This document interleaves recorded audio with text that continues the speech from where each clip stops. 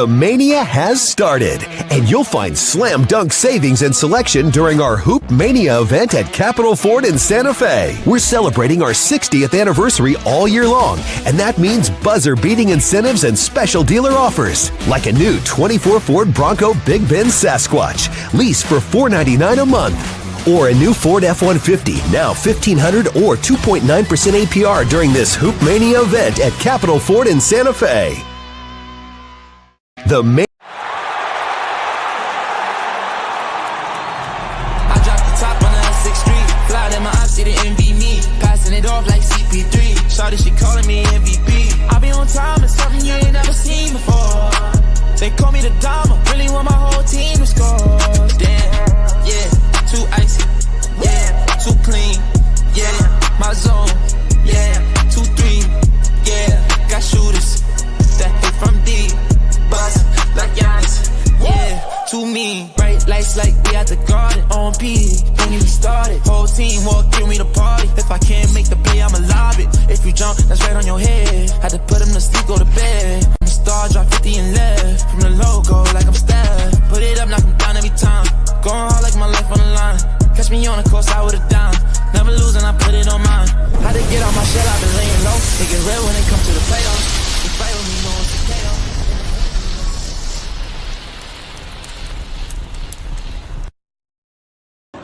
Ladies and gentlemen, from La Casa de los Lobos, the Pit, here at the University of New Mexico, let's get ready to rumble!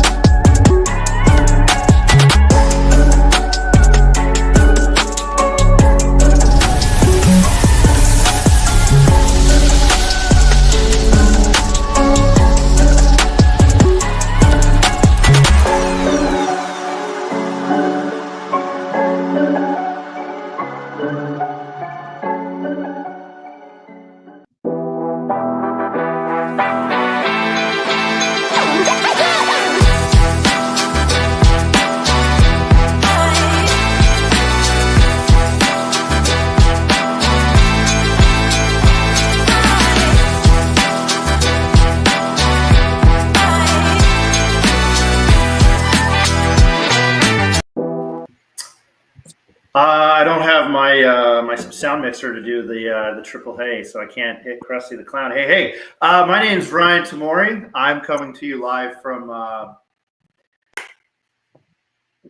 guess the oxymoron for some people, beautiful Cleveland, Ohio. I'm digging downtown Cleveland.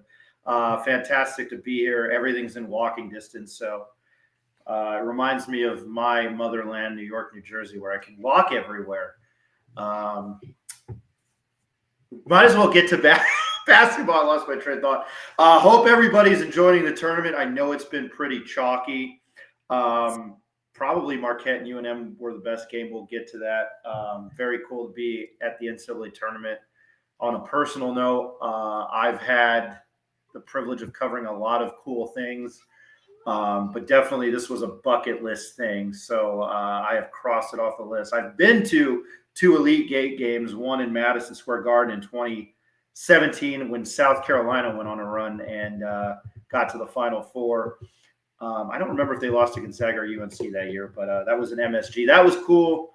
And then, Ed, I'm sure you remember this, 2005, West Virginia, Louisville. Rick Pitino was head coach of Louisville.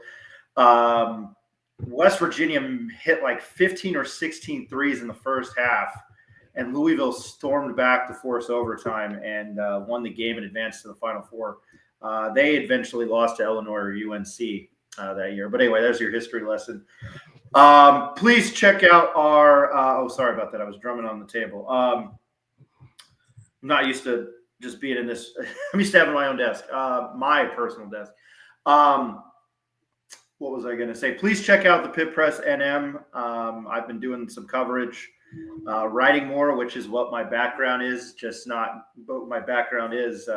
getting on camera and irking Lobo fan. But there's a lot of positivity around these parts right now. Again, it's the Pit Press NM. Please check it out. We also have just not current news, up-to-date news. You can check out our Lobo Legends series there. Most recent was Lamont Long, which was a fantastic interview. I've been traveling. Ed's been in Silver City, or didn't have time the last 2 weeks to do a show, but definitely down the stretch over the summer. I know we want to just not talk to football or basketball players, but maybe other Olympic sports that have had success at UNM, like All-Americans.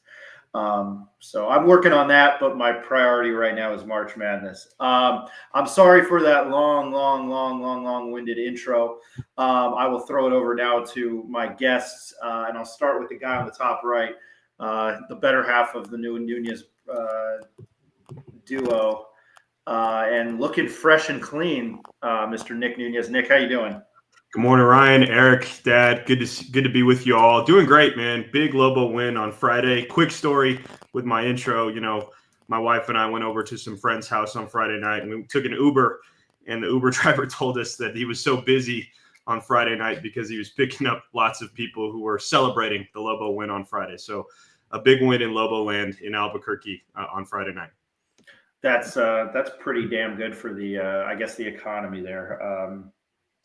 I had the pleasure of being courtside, which is not bragging or anything, but and I'll talk about that later. To your father, a voice, the Western New Mexico Mustangs, coming to you live from Silver City. We're spanning the globe again, Ed, as I'm in Northeast Ohio and Lobo fan since 1970. And I'll probably throw it to you first, Ed, here to get your opinion with the win. But Mr. Ed Nunez, Ed, how you doing? Hey, I'm doing good, Ryan. I just wanted to mention on the Pit Press. You mentioned the articles. Both you and Eric Moulton wrote some great. You wrote a wrap up of the game on Friday. Eric previewed today's game. I read both of them twice. That's how good they were. So, to the listeners out there, please make sure you take a look at those articles. They're very well written. And particular Eric, you wrote a preview that I got a lot of notes off today. So please take a look at those. I appreciate it. That's what I went to school for. I don't do it every day. So it's, I've had writer's block, and it hasn't been easy. I'm sure if I did it every day, it'd be much easier. I was talking to Will Weber, the Santa Fe, New Mexican, and he was like, I'm covering the state tournament now this. And he goes, it's like covering this. It's like writing the same thing every day. To my business partner and in this endeavor, Mr. Eric Moulton. Eric, how you doing? Gentlemen, I'm doing good, Ryan. Excited, echoing what you guys all just said. I think, God, I don't know if I've been this excited and nervous at the same time for tonight's game. Again, I feel like the Lobos have a decent shot in matchup-wise, but I'm happy to jump on with you guys. Ed, thank you for the kind words on the website. It's something that we take a lot of pride in. We're trying to do a lot more writing, a lot more previews, features, stuff like that. That's more of Ryan's forte, but we would appreciate all the people that watch live here. Also subscribe to our website, subscribe to the newsletter. It's free. You're supporting us. So we're trying to get more content out that's not traditionally covered all the time. So just a different angle. We're all UNM grads. We're all a little bit fan-sided at sometimes, but appreciate everyone for tuning in and looking forward to talking about tonight's matchup and maybe recapping the Marquette game too. Yeah, I think it's probably smart to start with Marquette, and feel free to jump in on the conversation on Twitter and X, and then at the end of it, I'll wrap up with comments. Mackenzie Bishop joining us in 10 minutes, so we're gonna have to make that quick. George Scott's gonna join us after Mackenzie. And then Nick Lawrenson, who I finally had the pleasure of meeting, who's on Twitter at Mid-Major Madness. He found me and asked me Friday night if I was the guy running around with the Pit Press shirt on around the arena because my bladder is like a 70-year-old man. So anyway, you know what? I mean, very quickly, I'll start, and then I do want to throw it over to Ed first. So I'm glad he was able to hop on. You know, I had said on the show Monday night, you know, I was impressed by what Marquette had done early in the season. Obviously, that was November or December. They'd beaten like 4 or 5 tournament teams. I thought it was very important. I'm a it's not how you start, it's how you finish guy, but I thought it was very important how UNM came out.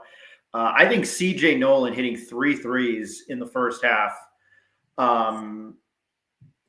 might have been not just the X factor, and you can say what you want about Donovan Dent and Nelly Jr. Joseph. He might have been the most important player on the floor.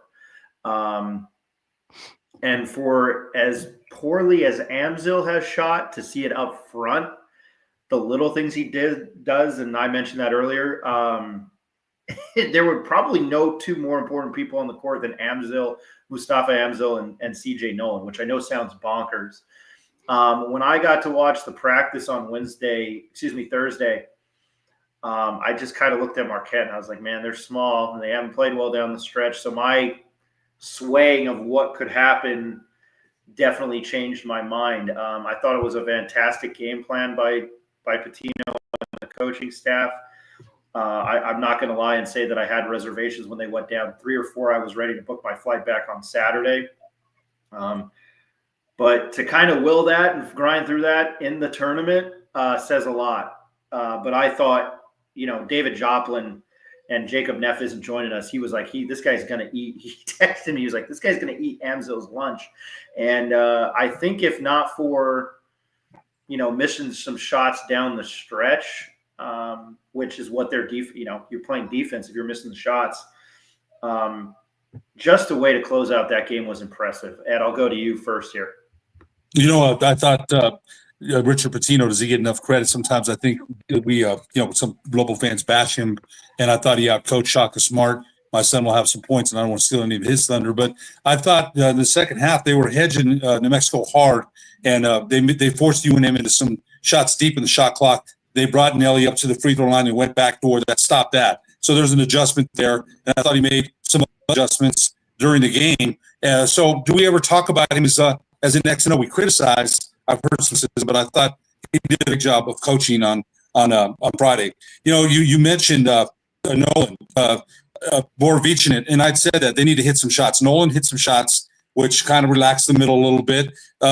Dan, uncharacteristic, 10 turnovers, but he still finished strong. I thought Eric did a great job of describing the end, the 10-0 run New Mexico went on.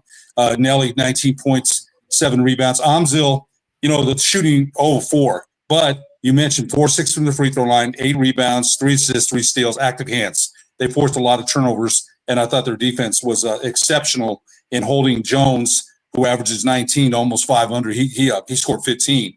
Stevie Mitchell, I expected him. You know, Eric had shown some great highlights in our show the other day, and I looked at him. I was like, wow, he scored 3. He averages 10, scored 3. Now Gold hit a few threes. He was, you know, he's a stretch guy, but I also thought that Nelly's defense changed, running at him and getting, you know, challenging that, made him shoot it a little higher and changed the trajectory of some of those shots. So Nelly's defense was very good. Ed, I don't want to steal your thunder, but I just wanted to add to your point. Ben Gold hit those first threes. He didn't make another one. He went 3 of 8 from 3. He went 0 for 5 the rest of the game. Stevie Mitchell was 1 for 7, and he missed 1 free throw. They didn't get to the free throw line much, but they were 7 of 12 from the free throw line, and I think it was like pretty bad in the first half. And I'm sure some people that know me saw me the bottom left of the screen, but I wore the hat, and nobody is safe. No one is safe from it. So Marquette was not safe. And I didn't mean to steal your thunder there. Oh, no. I just wanted to piggyback off that point. They held Marquette to shooting 40.7% from the field, 11 to 30 from 3, 36.7%. So Ross got 5 points. I think Ross had averaged double figures as well. He only scored 5. So that Jones didn't have anybody else step up. They didn't let Jones roll downhill. They didn't let him get started. He's a great player, so I thought True Washington's defense was important. I thought Nolan's defense was important. So, again, a great finish. Some uncharacteristic turnovers. We mentioned that from Donnie, but he finished strong. Remember, too, he missed about 3 layups at the rim that he normally makes. So he finished with 21, probably been 26 or 27. Some of those layups he missed on his own. Self-inflicted turnovers. But impressive. I thought they finished strong. 27 rebounds, 8 steals. Lobos shoot 47.3% from the field, which is pretty good. 35.7 from 3. And Ryan, to your point, 18 of 21 from the free throw line, 85%. So I thought it was a great win, and I was very, very excited. Very excited for today. Eric or Nick, it's all yours. Eric, or I don't know who wants to go first. Yeah, no, I'll jump in. I kind of side with you, Ryan. I think CJ Nolan was definitely the X factor in that game and kind of set the tone early when he knocked down those first 2 threes, and then he hit a third late into the second half. But I mean, that's when Marquette was kind of hanging around. They were punching back, and I mean, this CJ Nolan had up to this point had struggled, had been really hit or miss, but we all knew he was very capable of knocking down shots like that. That's why he was recruited to come to UNM. And finally, it's paying dividends in a really big way, right? Like they're winning in the tournament, lining up a matchup against Michigan State. But in some of the preview articles that I had written talking about the Lobos, it was not a not negative way, but they're very top heavy from a scoring perspective, right? I think it was in the game against Boise State, Nelly and Donovan Dent contributed to 60% of the overall scoring, didn't get a whole lot, 4 points from their bench. And I thought that if they had a chance at winning in the tournament, that they just needed more contributions from the other guys, quote unquote, the other guys, right? And when you look at what you got from True, from Phillip, from Nolan, they totaled 31 points. I thought if they were going to be between that 30 and 40 point total and maybe get some more from the bench, they had a good chance at winning. And I mean, that you couple that with, or you parlay it with the defense that they've been playing. They're a really tough team to beat. And looking ahead to Michigan State, I think they match up well from a size perspective. But again, it's like who's going to step up now to contribute from a scoring perspective? And they're not going to have to. They're going to have to turn it up a notch on the defensive side. And yeah, I think Amzil wasn't able to do a whole lot offensively in the Marquette game, but just the little things, 8 rebounds, getting stops on the defensive end. Ed, that 10-0 run was sparked by 3 consecutive stops, which is called a kill shot to some of the analysts in the college basketball world. 3 consecutive stops on the defensive end converted to 10 points on the offensive end. That's ultimately what won them the game. So again, leading into the Michigan State game, I think it's going to be a strong defensive effort and a collective scoring approach. And Nick, I'll hand it over to you. Yeah, no, I echo everything that Eric, Ryan, Dad, you guys all said. Dad, you talked about giving Coach Pitino some love on some of the coaching that he did in that game. And Eric, I think you brought this up in our group text when we were watching the game. Switching screens. UNM did that pretty much all game long against Marquette, and watching them, covering them all this season, I don't think they've really switched a ton of screens. That hasn't been their defensive coverage on screen and roll. You know, usually they'll hedge hard with Nelly on the top, or they'll go into some drop coverage on screens. But switching screens, we got to give the entire team credit defensively, because when you switch, I mean, Nelly countless times had to guard Cam Jones out of a pick and roll. Mustafa, the same thing. And I think it was just a team collective effort defensively to get big turnovers down the stretch, and just a great coaching move by Coach Pitino and his coaching staff. I think when they hedge or when they go drop coverage, it creates some mismatches, and the floor kind of opens up for teams that are playing against the Lobos. So to go into a switch after not really doing that all season long, credit to the coaching staff there. Eric, you talked about True a little bit. I want to hit a little bit more on him. He was so big, man. He only took 1 3-point shot. I know that 3 that he hit in the corner, they called it a 2 after review, but he was just so effective going to the rim, attacking the rim, scoring in the paint. And, we get on True a lot because sometimes he just, forces bad shots. He's fantastic defensively. We wouldn't be here without him. But just his shot selection in this game, took really good shots, attacked the basket. was in double figures, and I think, correct me if I'm wrong, but we're undefeated when he scores in double figures. And then, Donnie, obviously 8 turnovers, uncharacteristic for him.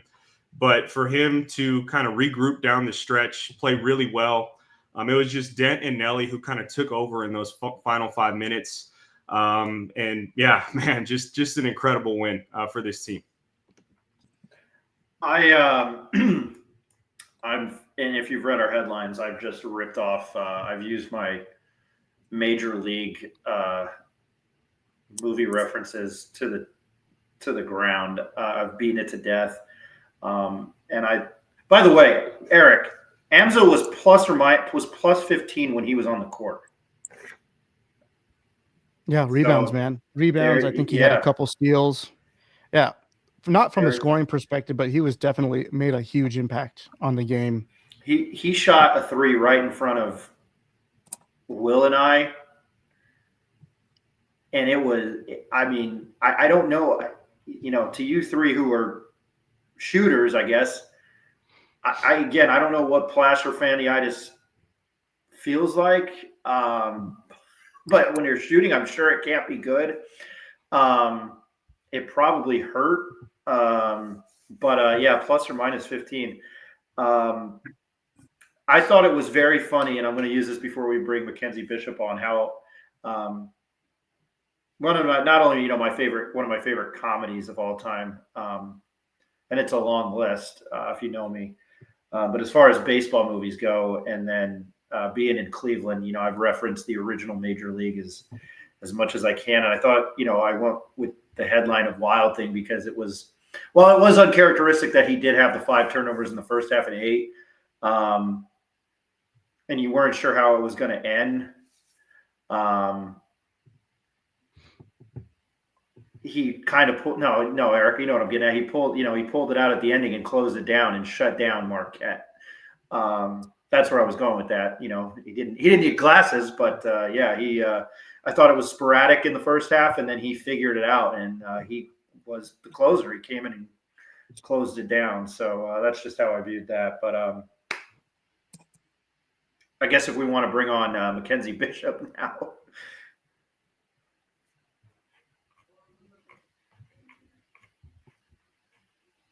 Can anybody see? Did anybody see him? There. Mackenzie, can you hear us? I can hear you guys loud and clear. Perfect. How are you doing? I don't know. I can't see you. I don't know if anybody else can see you. It's showing on. It's showing on my side. Yeah, it's probably my laptop. But how are you doing? And your thoughts on Marquette? I'm doing great. How exciting is it that we get to have this conversation? Second round game, tough matchup, but winnable matchup. It's a heck of a lot better than playing Duke or Auburn. I'll tell you that much. But not to take anything away from Michigan State, they're going to be tough. But I thought, just listening to you guys backstage, you guys are nailing it. Being able to switch 1 through 5 defensively against Marquette, I think really disrupted what they wanted to do, took them out of their game plan in a big way.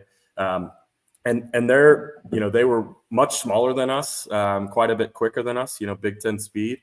So again, like you guys said, huge hat tip to Nelly, Mustafa especially, just for their ability to defend and make those switches and really make them beat us. We didn't really give them much that was easy, and I think that kind of caught them by surprise. So It honestly went about how I expected it to go. I thought we could win, and I thought if we won, we'd win by 6 to 10 points.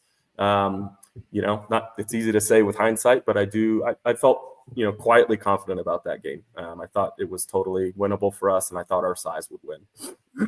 I'm going to repeat myself here, but I thought when I saw who they had defeated like earlier in the year, now granted I know it was November, December, that kind of scared me. And then when I saw them now Cam Jones is a fine player, and he averaged almost 20 points a game. They held him to 15, which again is I think a big factor. But when I saw them on Thursday, I was kind of like, man, they're a small team, and I don't know. Well, if you get out of your rhythm in this tournament, I don't know. You could be screwed. Go ahead. I'm sorry, Mackenzie. yeah, and sorry to cut you off. And I think No. one thing that's apparent, and it's true every year, but sometimes we have to remind ourselves after the first couple games, momentum matters a lot in basketball. The teams that are winning right now are the teams that were playing well. I mean, Creighton beat a team that a lot of people didn't think they'd beat because, they made the Big East championship and were playing well. And they gave Auburn all they wanted last night. And Colorado State played well. And I think, peaking at the right time is so crucial. And we've seen in years past where we kind of run out of gas and we're not peaking at the right time. And I think that was a big reason why things went so differently from this year to last year. So momentum matters a lot. Who's playing well matters a lot. That being said, Michigan State, they're playing well. I mean, in the Big Ten tournament, it took a big time effort to knock them out before the finals. So, and Tom Izzo is the man, right? He now has the rec. What I heard something that Spice Girls was the #1 song in the world when the last time Michigan State missed the NCAA tournament. So yeah, they're pretty damn consistent. Hey, Mac. I want to make up. Can I make one point real quick, Eric? Go ahead. Yeah. To your point about, UNM running out of steam in the past, Mackenzie, I think that was with, a lesser roster than they have now. Nothing against the guys that played last year, but Coach Pitino had said they wanted to get bigger and stronger and longer, and they did. And it paid off, Friday. And they've got a heck of a challenge today, man. They really do. But I think, we didn't really mention Philly B. 8 points, 5 rebounds, 1 assist. He contributed too. Last year against Clemson, they're overmatched all around the board. Small guards, Clemson took advantage of it. They go to an Elite Eight. So I think, and Eric makes a quick point. I'm going to turn this over to him right after this. Could this be New Mexico's toughest opponent? They've lost to Connecticut, Syracuse, Georgetown, Washington State in the past. This might be the toughest opponent UNM has ever faced in the NCAA tournament. Sorry, Eric, I didn't mean to steal your thunder on that, but that made me think about that. No, you're good. Good segue. I was actually going to try to get a comment from Mac on, right, like the momentum is a big piece to winning in March, playing great at the right time. And I think a lot of that can be influenced by being able to get stops, right, on the defensive end. And Nick and I were talking about it earlier, but just Pitino's approach to the last game against Marquette, they were switching everything, and they were switching against everybody.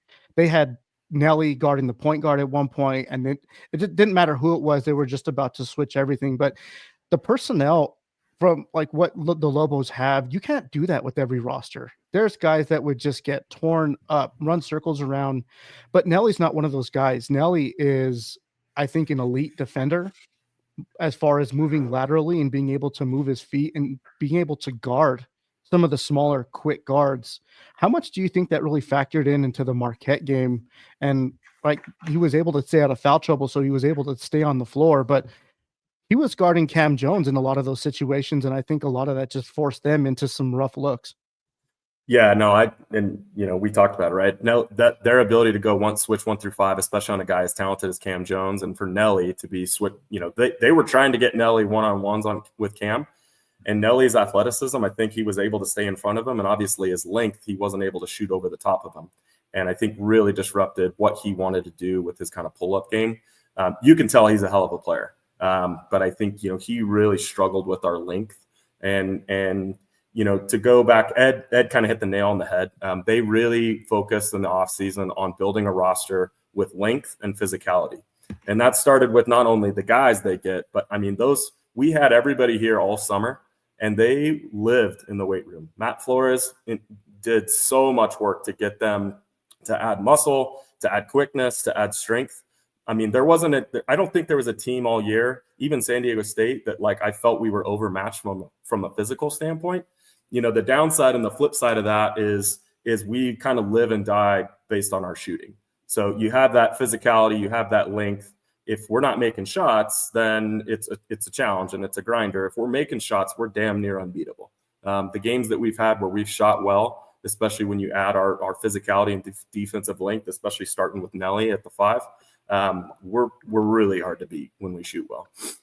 So transitioning over to Michigan State then, who is kind of been notorious, and maybe this is just from the Izzo DNA, but Michigan State is known for defense and their ability to rebound. And I think they're probably going to have more of an inside presence than Marquette did, because Marquette didn't really have a true five, right? Joplin was able to really affect that game from the outside and knocking down 6 threes. But Michigan State is built a little bit different, right? They have a few guys like Kohler, Carr, and there was another big that there were 3 guys in that roster that pulled down 9 rebounds total. And they've got a little bit more size and have more of an inside game to their approach. And they've also got some really good guards that play along with that. So they're a team that focuses on getting the ball inside, but they're also a team that can get out and run with some of the best of them. So I don't know. To me, my opinion, I feel like they match up with Michigan State because of the athleticism, because of that strength you just mentioned, because of the size. I don't know what you're looking for in this game that might separate the Lobos from a Michigan State perspective, but where do you see that they might have some advantages from a personnel perspective? I just want some of our viewers and listeners to go look at the statistics. It's nearly a carbon copy. Mackenzie, I didn't mean to interrupt you. That, I think, is if you look at everything, it's these two teams are a carbon copy. And I thought Marquette and UNM might have been maybe the best game of the first round from what I saw. This is like the first tournament Thursday and Friday that I really didn't watch, which wasn't as painstaking because I was covering everybody else and talking to Nate Oates and Tom Izzo. I think it has the ability to probably be game of the first 4 days, but and Mackenzie, I didn't mean to interrupt you there, but our viewers and listeners, go look at the statistics. It is almost a carbon copy of each other. Yeah, I mean, I think when you look at their roster and you look at their distribution, they have a ton of balance. There's a lot of guys that score between 9 and 13 points a game. There's no real standout scorer. While I agree with you, I think that they have more size on the front line than Marquette does. I don't necessarily know that size is super athletic. So I think that there's some opportunities for Nelly to really, kind of expose some of those guys and draw some fouls for sure. Obviously, we know this is March, so the whistle will be tight, but I actually think Nelly will have some opportunities to use his athleticism, get those guys out. I do think, depending on how they guard ball screens with Donnie, I think Donnie could eat some of those big guys up if they choose to hard hedge and potentially get him switched onto them. What I will say is their guards, they don't shoot great from 3, which I think is good for us, and they're not very big. I think we're going to be bigger than them in the 1 through 3 spots, probably 1 through 4 spots. We'll be taller than them. I know that they're going to make up for it like they always do. Tom Izzo teams always get after you. Ball pressures is intense. To go back, I think the difference makers, the 4 stats I'm going to really be watching, and really I'll call it 4, there might be 5 if we really want to get to it, is going to just be shooting. The slash that we talked about last game, or that I, posted online on Twitter, 45, 35, 80. I think if we can shoot at that clip, we've got a really good shot. But I think more importantly, Donnie had a lot of uncharacteristic turnovers. These guys are going to feast on that. So ball security is going to be really, really crucial. I think keeping turnovers under 10, which is going to be a tall task against Tom Izzo's pressure defense, is going to be really crucial. We have to get shots, and we have to get quality shots every possession. They're going to make that really challenging. But I think if we can do that, and if we can make them at a relatively steady clip, I like our chances, because I think we do match up pretty well with them. I'll jump in here a little bit. I think the biggest key for UNM in this game is rebounding for the full 40 minutes. If you listen to Bryant head coach Phil Martelli's post-game, when he talked about their loss to Michigan State, he was like, one of the challenges for us was rebounding the full 40 minutes. And you guys have talked about the size. Eric, you brought up their bigs, Carson Cooper, Cohen Carr, number 55 from Michigan State. That dude is an animal, man. 6'6" sophomore, very athletic. I know he's not like a traditional back to the basket kind of center or power forward, but that's somebody that UNM is going to have to keep off the boards. And, that's going to be Mustafa Amzil's challenge. But I think Mackenzie made this point. Let's look back at UNM's body of work. When have we really significantly lost the rebounding count this season? The only game I can think of is St. John's. St. John's out-rebounded us 49-32. And I mean, just thinking back, and that was a long time ago. I mean, that was in November, but they were by far the more physical team in that game. So I think, while we match up with them, and Ryan, you made this point, I think our front five and their front five match up pretty well. I don't think we can dispute that Michigan State is a little bit deeper than us, particularly at the post position. Atiki came in and gave some great minutes against Marquette. He had a nice block. He had a nice drop step that he almost finished, man. I really wanted that to go in for him. But, I think he's going to have to come in and play some minutes, rebound, and play big. Because, Michigan State, I think the rebound count was pretty even against Bryant, but they had 54 rebounds against Bryant, and that was a season high for them. They had 21 offensive rebounds and 27 second chance points, Michigan State over Bryant. So it's going to be a tremendous challenge rebounding for 40 minutes. It's one thing to do it for a half, but they've got the depth to kind of wear us down a little bit. And, I think Jovan's going to have to come in and rebound, play well. It's going to take a collective effort from our bigs for sure. Yeah, that's you hit it right on the head, Nick. And they did. I just wanted to hammer home your point on the rebounding perspective. In that game against Bryant, they did out rebound them 54-29. Wow. They did kill them on the offensive glass. And something that not a lot of people were talking about, this Bryant team, I think they were like one of the top 3 teams in the country from an overall size perspective. Like they averaged 6'7", so they were one of the biggest teams in the country. They were athletic, but I really think from like a focal point, Michigan State just really gets after the boards. Like Mac, you just talked about some of their guards being 6'2". Everyone goes after the glass. And they go after it as soon as the shot goes up. No one sits around and waits for anything. It's really just a big time emphasis, and that just breeds more of that Izzo DNA. I mean, he's been doing it for a long time, and the teams that win and advance in the tournament are the wins that get rebounds and that get second chance opportunities, especially those teams that don't necessarily shoot that well from the outside, like Michigan State, which is going to mean it's going to be ever more important that they get those rebounds as soon as they come off the rim. Yeah, great. Oh, go ahead, Ed. Yeah, those second chance points up. I think Mackenzie mentioned it. My son mentioned it. Those are so important. And Nick, you brought up a good point about St. John's. The only game I thought all year that, Ryan, forgive me, but Mike Loxley would always say out-athleted. They got out-athleted against St. John's. That was way back in November. I've not seen anybody stop. What's that? Correctable. Get corrected. Correctable. He said that a lot. Yeah. Anyway, I thought that was really the only game that St. John's kind of stopped him. Now, if you're Tom Izzo, and Eric, you did a great job of putting his resume. Again, go read those articles, please. They're great. They really are. His resume is incredible. 27 consecutive NCAA tournaments, 8 Final Fours, 1 championship. So if you're him and you're saying, look, I'm not going to let this guy beat me. You've got depth. You've got 10 guys you play. I'm not going to let Dent or Nelly or start rolling downhill. Those other guys, well, Nolan played well. I'm betting he won't do that again. We've got more personnel. So, they've got this that card you mentioned, Nick. That guy's damn good, man. He is. He's bouncy, athletic. So it's important that they limit those offensive rebounds, because then you get in foul trouble. You start fouling. You start doing things that are outside your game, because that's how good they are on the boards. You got to take, and Coach Pitino said it.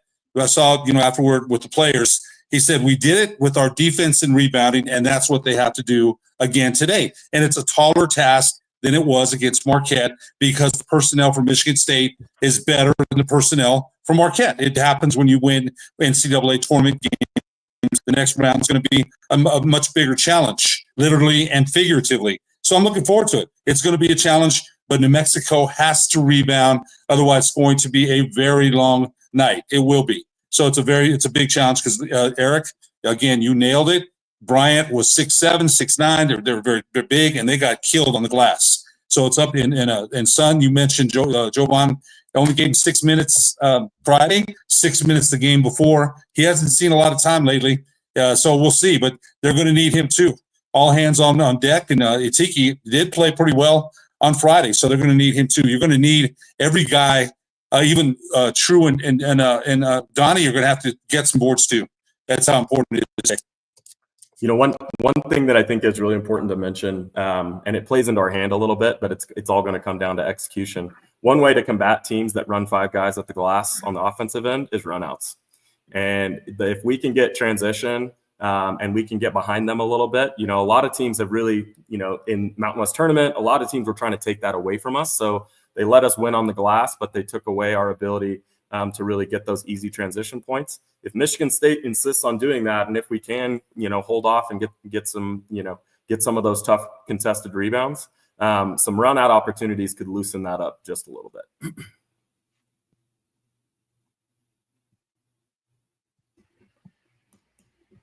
I would, as I was watching the Marquette UNM game the other night, I thought if Marquette figures out how to win this game, Mark Mackenzie, remember, I'm the eating crow son of a bitch here. I thought if Marquette had won the game, I was kind of like, man, they might get destroyed by Michigan State. My kind of point, not looking at it from an X's and O's standpoint, just, I guess, superstition. Colorado State still has to play. This is a very chalky tournament again. And a lot of the favorites have won. BYU, I don't think is you get that talking now when you get into this part of the weekend. Sometimes that number doesn't mean much to the left of your name. Look at FAU in 2013. They probably weren't an 8 or a 9. I don't necessarily know BYU is a 6, but at this point, you're ranking the top 68 teams out of 364. Michigan State's obviously a top 8 team. UNM is now clearly a top 40 team. Is there really, if you've never watched this before, I always try to avoid being a homer. Is there really that much of a difference? I think maybe that the odds might be stacked in UNM's favor. There's got to be a Cinderella, right? And if they win today, they would probably be the Cinderella of the tournament.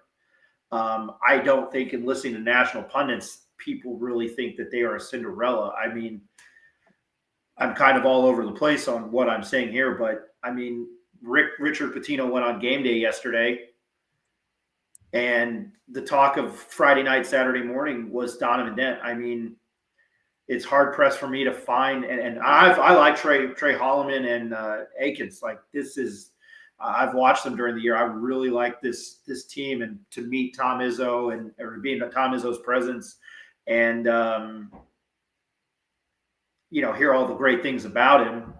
Because coaches get bad raps. I think there's been a lot of positive national attention on Donovan Dent, and he was kind of the talk of town, Saturday morning.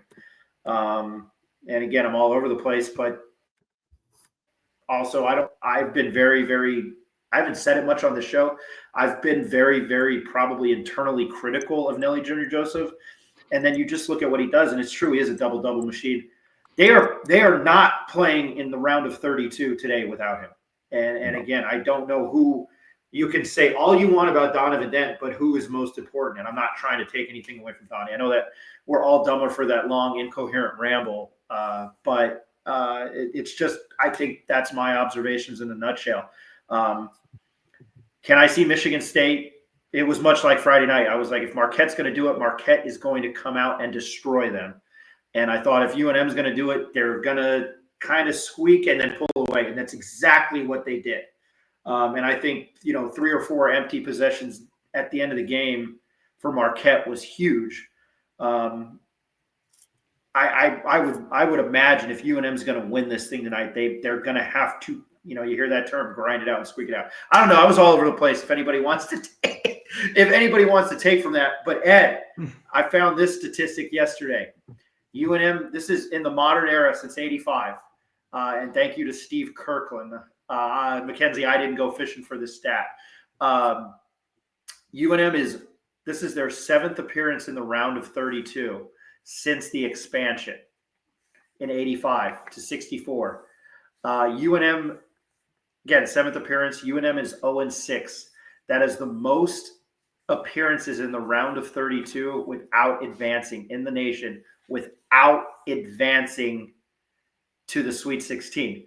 So I present you that fact. While I know it's Michigan State tonight, somebody might be due.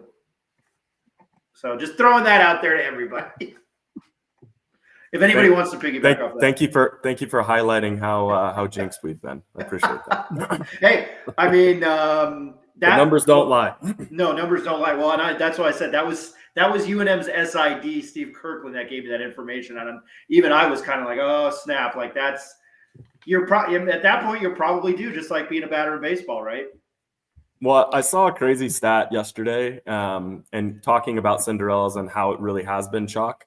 And it said that there was only one team, and I can't remember if it was percentage based or field goals made based, but there was basically one 12 through 16 team that shot, a strong 3-point percentage, and they're the only ones that won. It was Colorado State. And I really feel like, the 3-point line is the great equalizer, especially between, big seed differential. And I think it could be the difference tonight. Turnovers. And if we can make more threes and shoot a high percentage and limit, their attempts and their makes, it could be the difference. That's how you knock off a high seeded team where we're 7 or 8 point dogs. You got to get hot. And if we're not making shots, we probably lose by 15 or 20. If we are making shots, we're going to be in it. And if we're really making shots, we could win it. So, yeah, I'll add to that, Mackenzie. I think we had 11 bench points against Marquette, all scored by CJ Nolan. And you made this point earlier, Mackenzie, and Coach Patino's talked about it really since the first game, Nichols, when he talked about when you guys probably remember, I don't know how many threes we shot in that game. I think we shot 36 threes against Nichols, which was the first game of the season. And, a lot of questions in the post-game press conference were, God, are we going to be that team that shoots that many threes? As the season progressed, we shot way less. I think the statistics show that we shoot the least amount of threes in the Mountain West Conference. But it does open up the floor. CJ comes in, hits 3 big ones against Marquette. Phillip hits 2 big ones, both from the corner. And I think in this game with Michigan State, think about what San Diego State did to us over at Viejas. I mean, they full-fronted Nelly the whole game, and Nelly really just didn't get in his rhythm. And we shot the ball pretty well from 3 in the first half. You guys probably remember Jovan knocked a couple down. Yep. So this game, I think, is another one of those where they're going to take Nelly away a little bit. They have the depth to do it. Whether they full front him or whether they double team him in the post, they're not going to make anything easy on him. Marquette just didn't have the guys to match up. Michigan State does. So asking these other guys to step up other than Donnie and Nelly, True, excellent game attacking the rim. CJ, Jovan, Amzil, 0 points. Obviously, he rebounded the ball really well, played really good defense. Amzil's going to have one of those games where he knocks down 2 or 3. I know I talked about St. John's earlier. He shot the ball really well against St. John's, and he's been so up and down with his shooting. There's been some games where he shot the ball really well and some games where he hasn't. But Eric, your columns on our Pit Press website talk about this, and you've been the one that kind of has really brought it up. The other guys are going to have to step up today for us to win. Yeah, I want to focus on really hit home what Mac was just talking about the threes and who might be able to win or gain an edge from the 3-point line. Michigan State shoots less threes than UNM does. I'm looking at it right now in KenPom. I mean, their 3-point percentage is not makes, but just the amount of times that they shoot is 31%. That's 316th in the country. I think the Lobos are slightly better than that. And the Lobos actually get more points from the 3-point line than Michigan State does. So I don't know how much you've seen of Michigan State this year. They have 3 really good guards, but they don't really have that guy that can line it up from the 3-point line and just kill you over and over again. They're more of like a 2-point slashers. I think that Cohen Carr is a freak athlete. They're going to beat you up inside. He gets to the rim pretty easily, but they're not a team that's going to sit around the 3-point line. So, to me, I think, again, just falling back on the size advantage that UNM might have if they can figure out a way to just play defense and maybe not necessarily switch as much, but just make it challenging on the guards from a hard hedge perspective and recover, but really pack it in and guard the lane and guard the rim and have those rim protectors in there, stay out of foul trouble. Those guards for Michigan State tend to not shoot that well. So if you make it hard for them in that point of view and you're able to rebound, then you start getting into those transitions, those fast breaks. Then you start pushing the pace a little bit, and that's where the Lobos, I think, have the advantage here. I'm going to ask this to Mackenzie first, then I'm going to throw it over to Ed before George Scott joins us. I've been saying this a lot the last 48 hours, not just because I think of an uncertain future, with players and coaches. I think conference realignment, and Mackenzie, I'm throwing this out there. Do you think that this might be tonight, of all places, Cleveland, Ohio, the biggest game in UNM men's basketball history? Oh, man. I really struggle with the all-timer recency bias that can happen. I don't like doing it, and then this is me in true form media member there, so I'm sorry. I think in terms of big time, in terms of the biggest game ever, I see it as from an opportunity standpoint, I see it as a winnable chance to get and break through and get to the Sweet 16. So in that regard, I do see it as maybe one of the biggest opportunities we've ever had. That's right in front of us. In terms of biggest game of gravity, a lot of times that also implies some downside risk. And I really don't think there's downside risk here. I really, I feel like if we play well and we come out on the losing end, I don't think that takes away anything from what this team's accomplished, from where the program is, from momentum for the offseason. I think it's a net neutral from that standpoint, but it is a huge opportunity for us to take a step forward as a program, and take a step forward as a state, because this means a lot to a lot of people. I mean, you can just see it in social media, and you can see it and hear it, when you're going around town and going to meetings and everybody's got their Lobo stuff on. I mean, this team is, the community is really taken to this team, not only what they're doing and how they've done it and who they've done it with. And I mean, more than anything, I think they're playing with house money at this point. And there's no pressure. Just go play, and who knows what happens. Mackenzie, I just want to say, I wasn't going to do a live show out here, but I think winning, and then you said let's go live, and I was like, I had a friend give us some really good photographs, so I wanted to write something, and I thought this was the perfect time. I genuinely mean this. Thank you for always joining us, man. Thank you for making time. I mean that, and I know Eric does.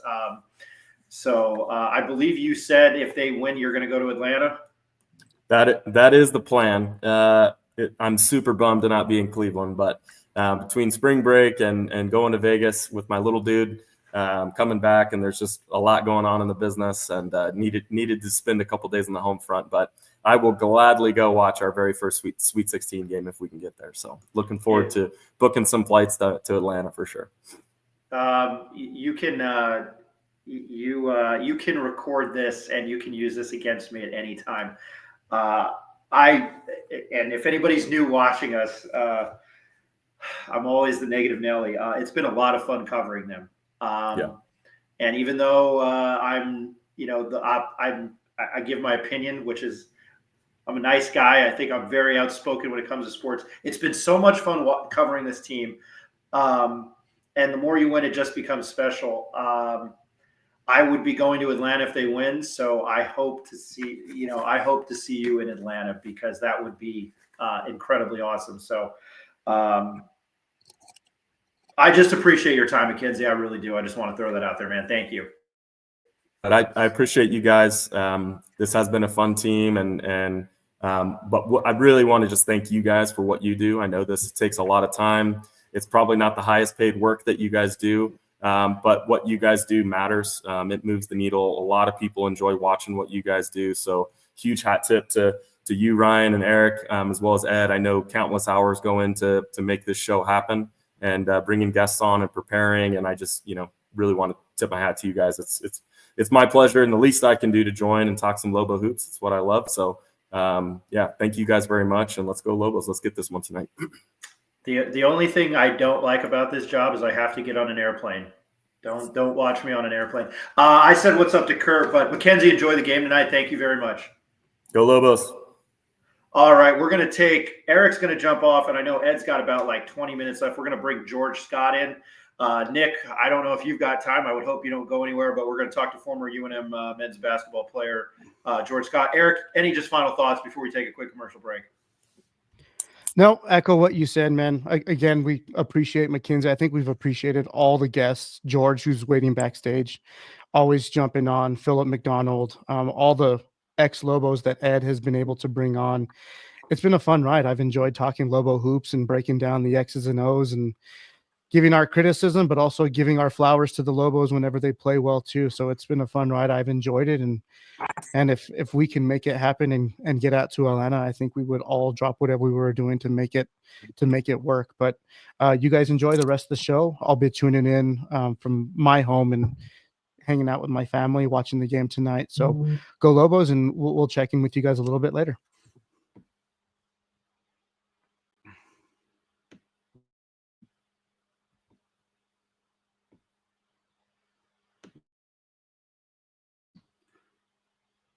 Think you're on mute. Right? I Ryan. am on mute. Sorry. Take a quick commercial break. I think Ed jumped off. Eric's going to jump off. We're going to bring George Scott back on. We're going to bring George Scott on after the commercial break. But my name is Ryan Tamori. This is the Pit Press Live from Chicago, Ohio, Cleveland, Ohio. I was thinking about connecting in Midway. Jesus. I'm in Cleveland. I don't even know where I am, Nick. I'm in Cleveland, Ohio. That's how busy I am. All right. We appreciate everybody watching. Again, comment. My main road dog. I don't have my mixer at home. So Miguel Sanchez, good to see you commenting. But we'll take a quick commercial break and we'll be right back.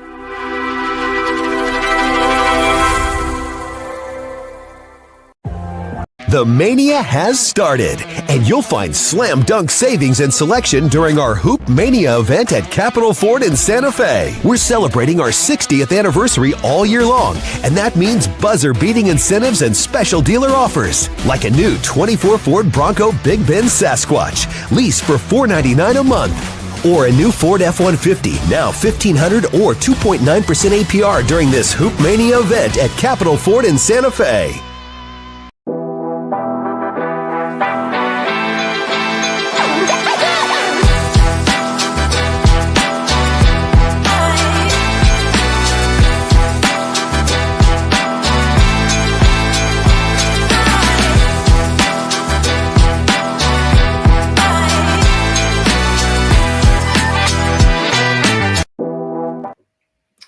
Welcome back to the Pit Press Live. I think I know where I'm at, in Cleveland, Ohio.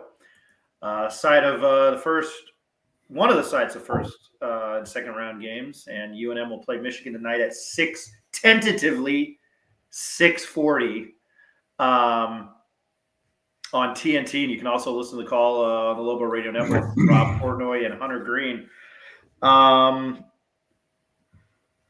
You know, I'm somebody who grew up in New Jersey, and this time change has completely expletive me. And then especially I've been in like an arena all day, every day. I love college basketball. And like last night after UCLA, Tennessee, I was like, I need to watch something else to get ready for today. Ed, I'm going to go to you after I introduce our former UNM men's basketball player, and happy he can join us this morning, Mr. George Scott. George, how you doing? Good morning, guys. Chicago. Ohio. Cleveland, Ohio. I'm in Ryan? Cleveland, Ohio. Ryan, how many Bloody Marys have you had already? 0. All right. I'm going to take you at your word. 0 sips of alcohol in 3.5 years. So that's my own. I think I would rather be drunk than look like an idiot, which is what I look like. So, George, I want to ask Ed a question, but I'm going to get your first thoughts on the Marquette game because I thought UNM did exactly what they needed to do to defeat the Golden Eagles. Yes. Huge win for the program. Oh my God, I was so happy. I think all of Albuquerque was happy, but I think the big thing was just off the top of my head is that we look like we belong. Last year against Clemson, I think the stage was too big for us, but Friday night we looked like we belonged. We were not scared. We were not afraid, and that resulted in an eventual victory. Ed, I'm sorry, I'm thanking Mackenzie Bishop again. Ed, I'm going to go over to you because I wanted to get to a commercial break and get Mackenzie on and get Mackenzie off and George on. But I'm being like, I don't like normally asking these questions, but I'm being like full blown media member here. Is this the most important? Maybe I'll ask George after this. Is this the most important game in men's basketball in UNM men's basketball program history? I thought Mackenzie had a great answer. Historically speaking, and this goes back, I thought Cal State Fullerton 77-78 was a huge opportunity, a big game against Harvard, against Louisville. We had Lamont Long on, and I thought New Mexico had a solid chance to make the Sweet 16. I still see Spider Smith with the ball, 9 seconds left, and passing the ball to David Gibson. No offense against Gibson, but with the ball's in Spider's hands, I'm thinking, hey, I remember getting out of my chair like, we got a chance. And then I was saying, David Gibson did the best he could and putting up a shot at the buzzer, but Spider had the ball. So I hate to put things in those historical perspectives. But like Mackenzie said, it's an opportunity to look forward to tonight. The conference alignment, it changes next year.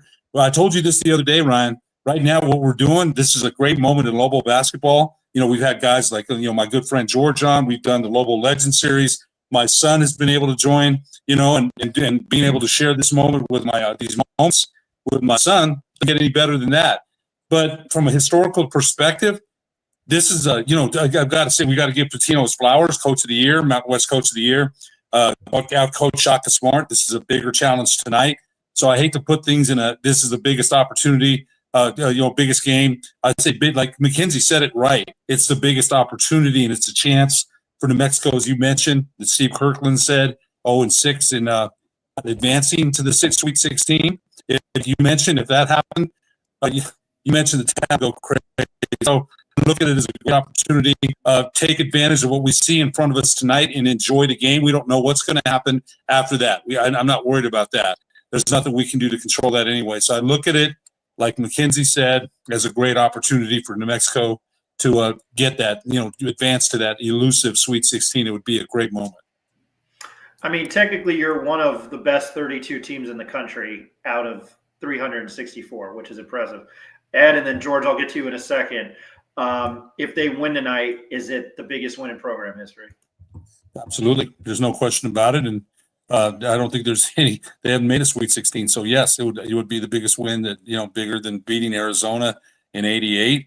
I think, they've advanced to the round of 32. And yeah, I think it'd be the biggest win in Lobo history. No doubt. George, I just want your thoughts on that. Is it the biggest game in program history? And if they win, is it the biggest win in program history? Well, I'm going to agree with Mackenzie. I think at this point we are playing with house money. I don't think that is the biggest game in history for the program because that adds pressure. We don't need that pressure.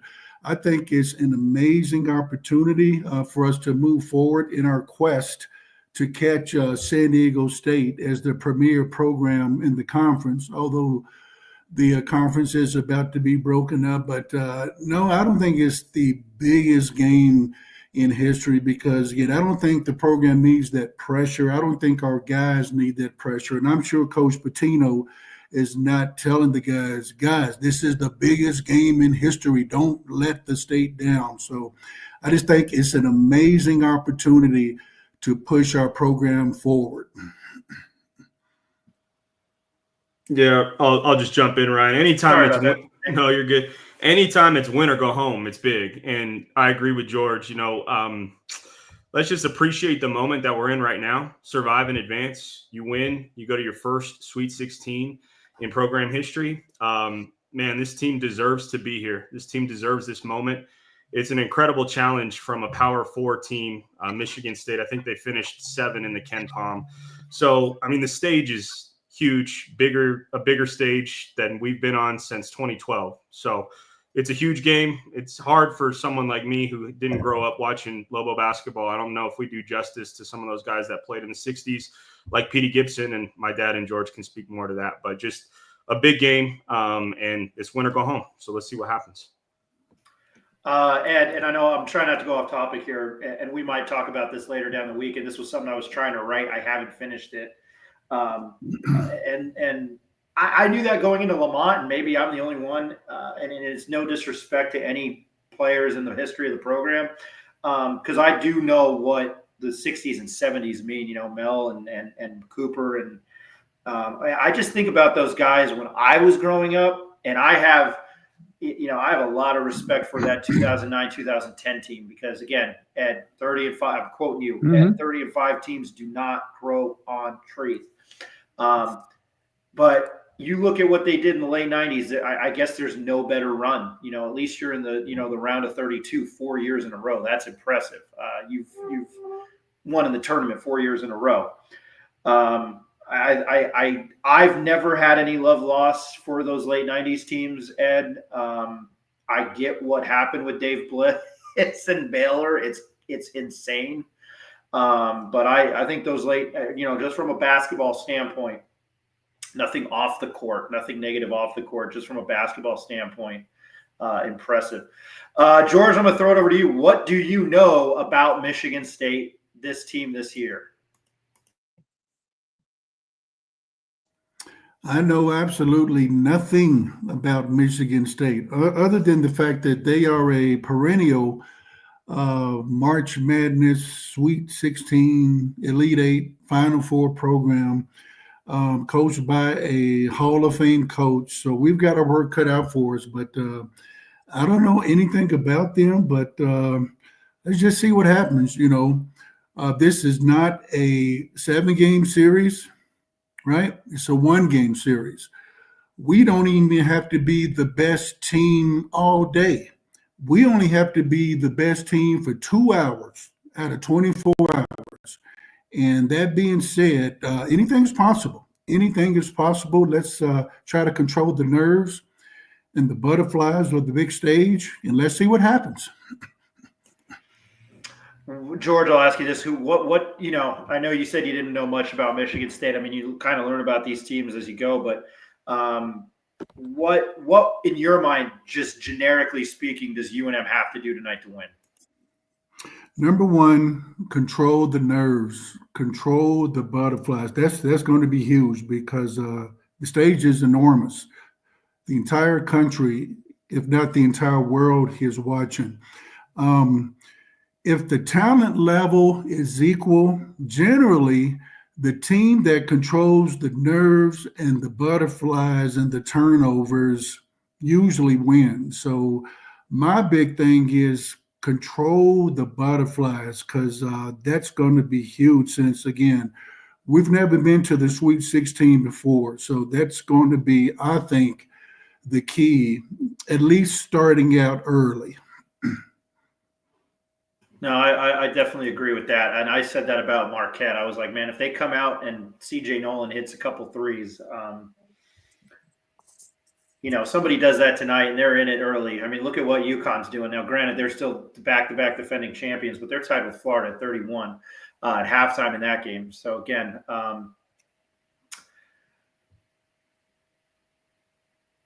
what I was going to bring up, sorry, I lost my train of thought.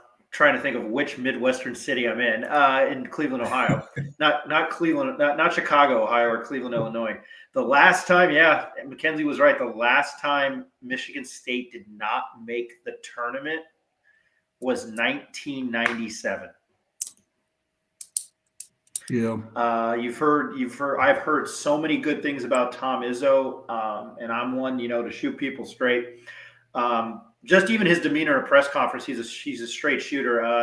I thought it was great what he said Friday night after a game. He's like, this damn family's keeping me up. And then he called Nelly Jr. Joseph, quote, a bull in a china closet yesterday, which I thought was a fantastic comment. He's incredibly, incredibly quotable. Thought he was great. And I'm sure Richard Pitino's probably tired of answering questions about his dad, not only from the local guys, but from the national media. But it was great when he stepped away from the podium last night. He was just like, or yesterday afternoon, he was like, I guess he was looking at the St. John's score, and he looked at all the media in the room, and he was like, hey, my dad, my dad's the coach at St. John's, right? I mean, I do love that about Pitino. He's got a great, great sense of humor.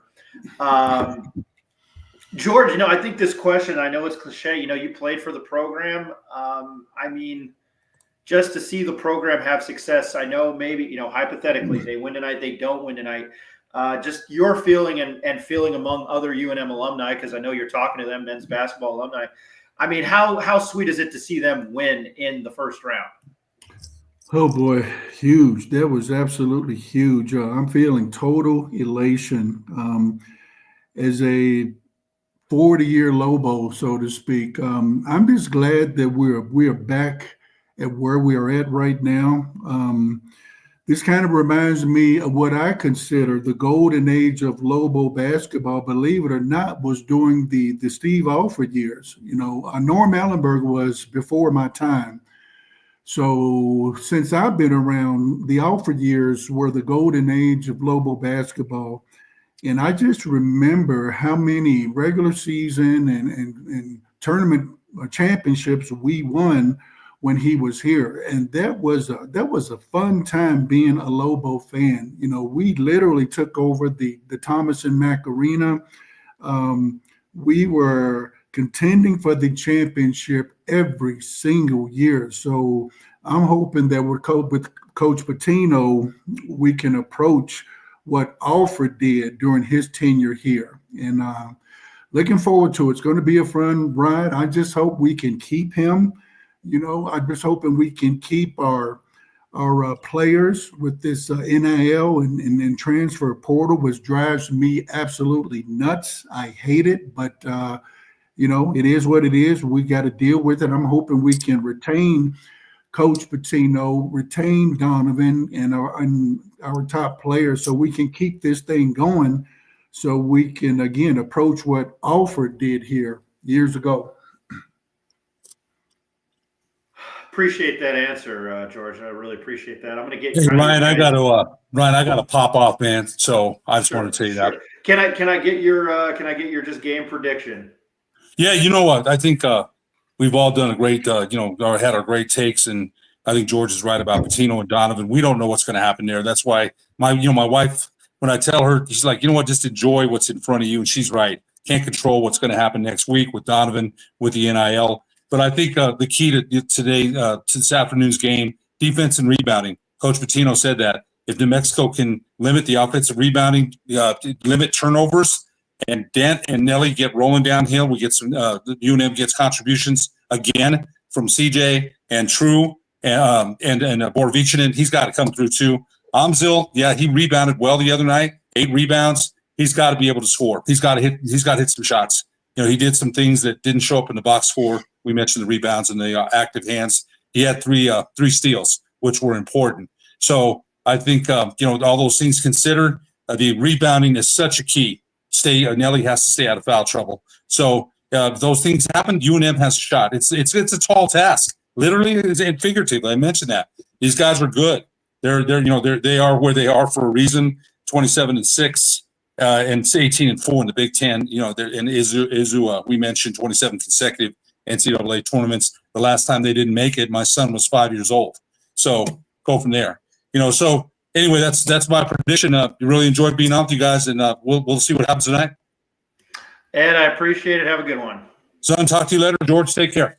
We'll see you, Ed. You did. Before I let you guys go, what I was going to bring up was, let's see, there we go. I'm just a history nerd. I want to let you guys know who St. Peter's beat, because I had to think about who they beat in the second round of the tournament. They obviously upset Kentucky. Then they beat a 7-seed Murray State, and then they defeated Purdue in the Sweet 16 to get to the Elite Eight. Then they ran into that UNC team. I just want, I guess my point with that was, I think some people were like, crap, Michigan State in the second round. But when you get to this tournament, you have to play those teams. You want to play those teams. So I think it's really important. I mean, if you want to advance, you got to be up for the challenge. And, while it was a successful season, the committee thought you were a top 40 team, so you're a 10 seed. It's just the territory that comes with it. But again, you're the best 18, 19% of the teams in the country. George, I'm going to start with you here before I get to comments, and we'll get out of here. That way everybody can enjoy some basketball. Your thoughts on the game tonight? Well, what makes me feel really, really happy about our chances is the fact that we beat UCLA and USC. We swept the California schools, and they lost to those teams. That makes me feel like we've got a puncher's chance. If Michigan State had blown out those two teams and we barely squeaked by, that'd be a different story. But we beat those two teams and they lost to those two teams. So again, we've got a legitimate shot at winning. So that's what I'm happy about. That encourages me for the game today.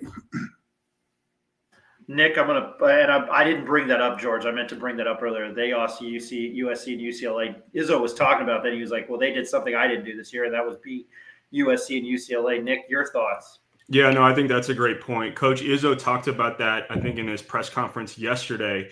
And he said he had watched some of the UCLA film versus UNM because Michigan State and UCLA kind of play a similar style.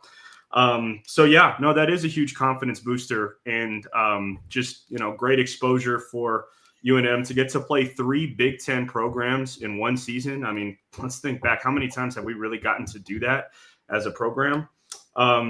So yeah, no, I think I agree with George, that is something that should give us some confidence going into this game. Those games were a while ago. I mean, UCLA was second game of the season in November. USC, I think, was right around Thanksgiving. But no, the moment is here, man. And I think, yeah, that is a good point to look at.